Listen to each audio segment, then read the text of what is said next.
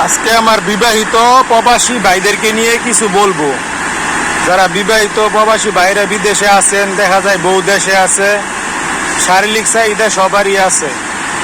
আপনি হয়তো বলতে পারবেন আমার বউ ভালো আছে, আমার বউ অন্য কারোর সঙ্গে সম্পর্ক করবে না, বিশ্বাস আছে।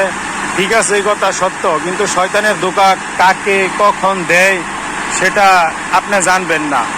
কারণ শয়তানের ধোঁকার ভিতরে কে কখন পড়া যায় সেটা আপনি জানবেন না। আর আপনি দেখা যায় বিদেশে আছেন, বউসারা আছেন, যখন আপনার জৈন আকাঙ্ক্ষা বাইরে যাইব তখন আপনি কি করবেন? হ্যান্ডেল মারবেন? হ্যান্ডেল তো মারবেন না। আপনি তখন নারী খুঁজবেন, অবৈধ নারী, কারা টাকার বিনিময়ে সম্পর্ক করে, এদেরকে খুঁজবেন। তাহলে আপনি বিদেশি গুণা করতেছেন, এদিক দিয়ে আপনার বউ গুণা করতেছি। অথবা আপনার ছেলে সন্তান যদি থাকে, মেয়ে সন্তান থাকে, ওরা আপনি দেশে নাই বললা উল্টা পাল্টা কাজ করে বেড়াবে, মার কথা শুনবে না। কারণ বাবা দেশে না থাকলে, গার্জিয়ান দেশে না থাকলে মার কথা সন্তানেরা শুনতে চায় না, ভয় পায় না। তো আমি অনুরোধ করব, বিবাহর পরে কেউই বিদেশে যাইবেন না। আর যদি বিদেশে যান, মনে করবেন এই টাকা স্বয়ংসম্পূর্ণ হালাল হবে না। কারণ আপনার